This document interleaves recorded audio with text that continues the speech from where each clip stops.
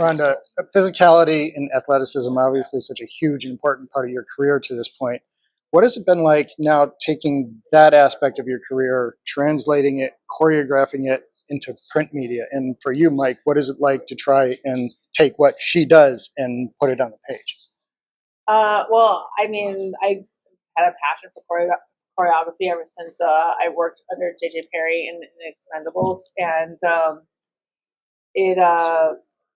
it's kind of like, it's not, I wouldn't say it's frustrating, but when you are a fighter, you do understand how fights work, and you see something on the screen that you can't suspend your disbelief for it, and so it just made me want to do so much more when I see it done right and it's done well, and you're like lost in that moment and what is happening, and you believe it. Like there's no, like, it's just such an incredible feeling, and not just to watch it, but to be part of it. Like in pro wrestling, I got to be part of like performing it and get people to be like, "Oh my God, is she really hurt? Is she okay? Did Alexa Bliss really break her ribs?" 95. Yeah, and being able to like kind of like take that to another level with writing the story and creating the situation, and then writing the choreography. Like, well, I love to write choreography, and it's just and I love to do it in the context of a story. My first fight that I choreographed was for Fast and the Furious, and they were so busy doing everyone else's fights and stuff that they were like, yeah, take to the stunt assistants and figure your fight out. And so I was like, oh my gosh, I get to figure out my own fight. And so they took me onto the set, and and two guys, and one of them had like a cell phone to film. And I'm like, okay, where do we start? And like, you're up here and she's down there, and I got to create a fight between me and Michelle Rodriguez with, okay, I'm a trained fighter, but she's like really scrappy and resourceful. So I would do like the pretty martial arts stuff, and she would like use a knife or a vase or hit my head into the thing. So I got to like start with logic and work us around the room and make it part of the story. And I really believe that the fights themselves are part of the storytelling. And a lot of times when I see choreography either in print or in film, it's kind of like, okay, we're telling the story. All right, let's take a break from the fight. Okay, back to the story again. Whereas in pro wrestling, I really got to dive into telling the story through the fight. And the fight isn't like an intermission away from the story where we show you some cool stuff. It's another way to get to know these people and their situation.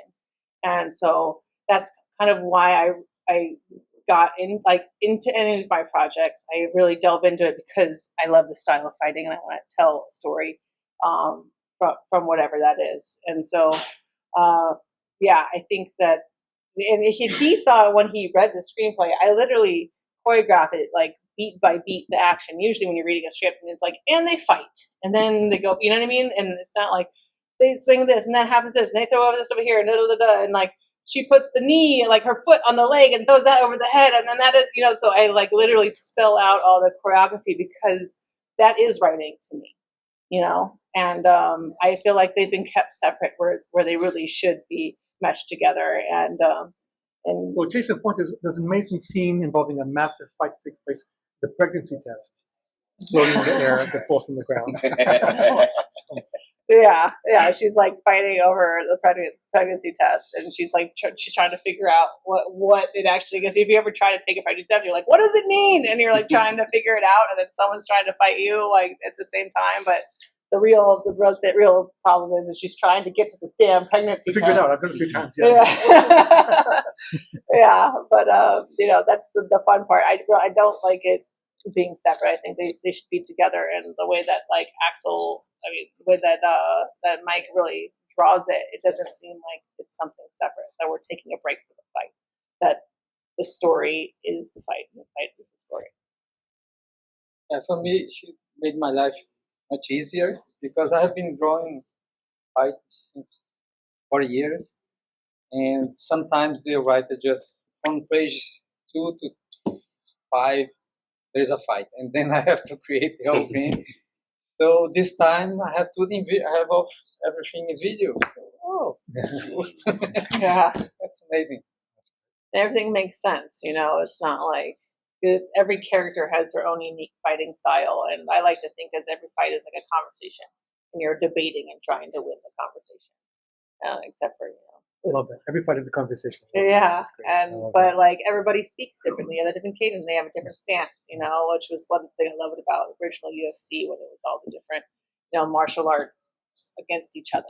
Because everybody before UFC came along, they'd be like, "Well, actually, karate is better than judo, or actually, judo is better than boxing is best. Well, actually, wrestling." And so people would have like these debates about it, and then you actually got to see it together, and that's what I love seeing in like fight sequences. Is that debate happening? Is who has the better style? So I love that in the story, everyone has a very unique fighting style, and they're all kind of like arguing for what is the best. So one quick last question. So I'm a dad of two young girls. So seeing something like this, where you've been so successful in other areas of your life and are now stepping outside of your comfort zone to do something that is obviously a passion for you, what kind of advice do you have for like my daughters, young women who may not have the support group that perhaps you had, or are feeling embarrassed or shy or introverted about taking that next step to do something that you're so passionate I think you just have to follow where your passion is leading you. You can't go wrong with it. And the first person that has to believe in you is you.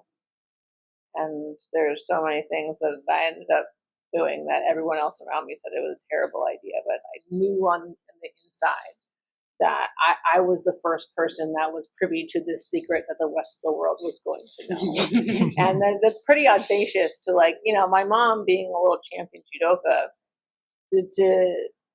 she was some person that thought, I am going to say that out of all the billions of people on earth, I am the best at this one thing.